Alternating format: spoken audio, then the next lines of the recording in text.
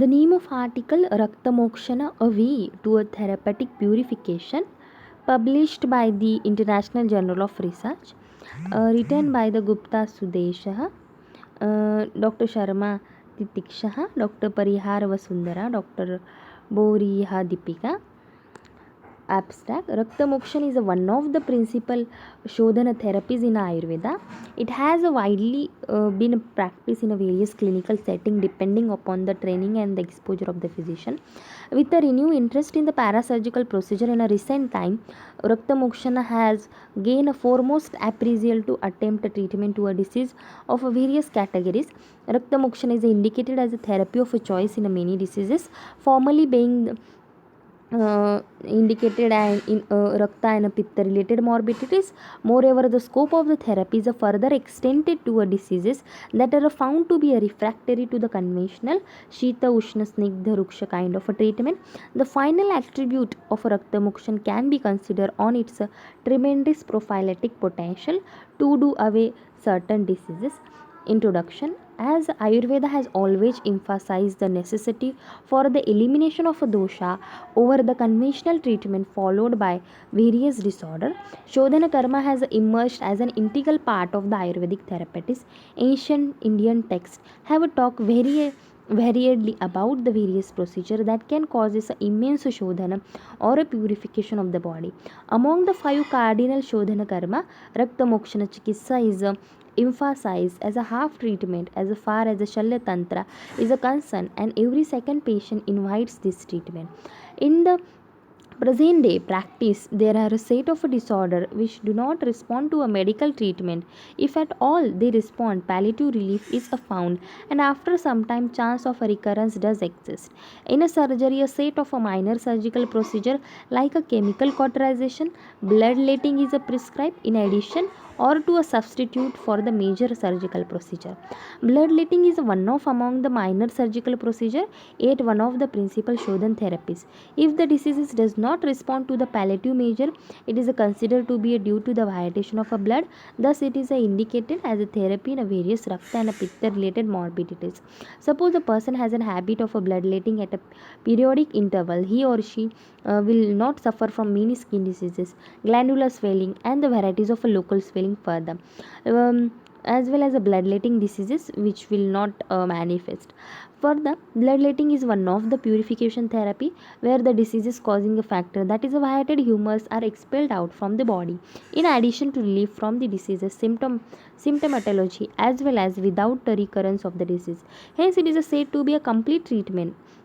Bloodletting can be carried out either by a sharp instrument, that is a prachana, that is a making a linear cuts on the skin, vein excision, or the phlebotomy. Even though various sharp instruments like X, busters, and the needles are the explained in the classic of the phlebotomy. 16 or 18 hypodermic needles can also be used. Shrunga or Jaloka are the other methods of carrying out the procedure.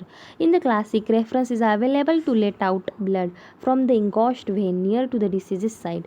In a disease that has a manifestation of all over the body, like a psoriasis, generalized eczema, strangulated hemorrhoid, letting of the blood from the antecubital vein in the elbow joint will produce a remarkable results. Method. A tourniquet is a tight forefinger above the site and a vein is made visible. Vein is punctured and blood is allowed to flow for some time. Later it stop on its own. Other mm,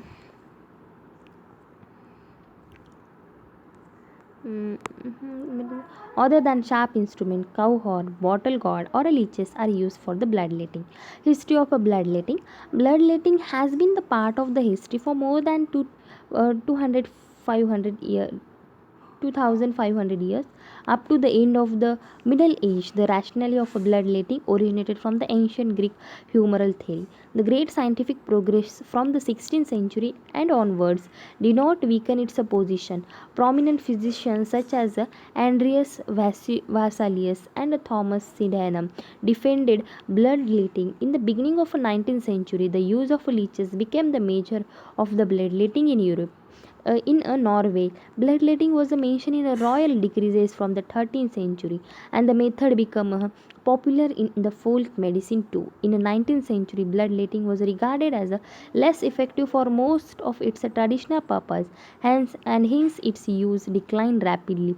Today, however, bloodletting has been restored in a modern medicine as the most effective method for treating the increasing disorder caused by the iron overload. Bloodletting is practiced in Ethiopia. Physicians in Israel engaged in transcultural encounters with the Ethiopian immigrants were generally unaware of these ethomedical beliefs and practices. Interview with the 5 adult a patient with the Ethiopian origin about the present and a past use of bloodletting was carried out. A second consequent 10 patients who often asked their doctors to perform a blood test were identified and the interview. More than half the patients reported the use of bloodletting as scars were commonly present on their upper extremity. It was concluded that some Ethiopians continue to perform the same traditional bloodletting in their resident country.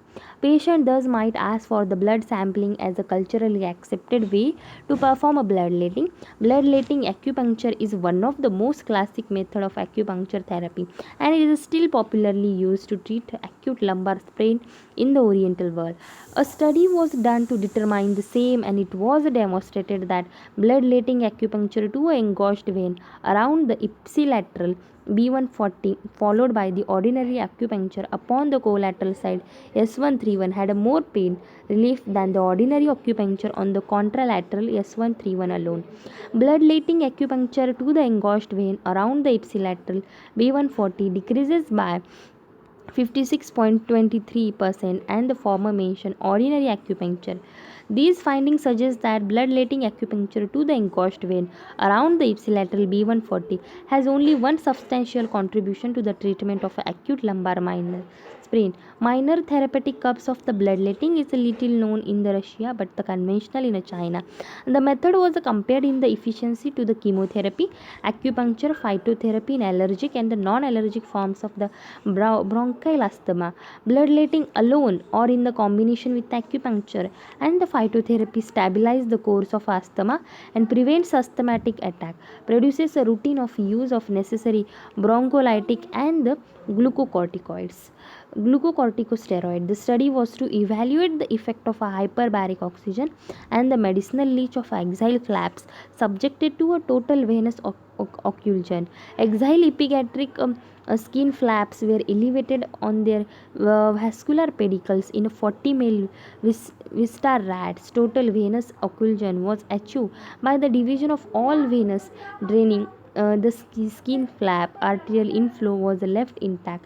Animals were randomly divided into a 5 group: sham, control, occluding with the leaching, and occluding with the leaching and hyperbaric oxygen. These are all are the study which are performed with the use of the leech. And lastly, through the above quoted references, it can well be disappeared that Raktamokshan through well-being a minor surgical procedure can be applied in a various aspects, especially where a Rakta and Pitta related morbidity facilitate.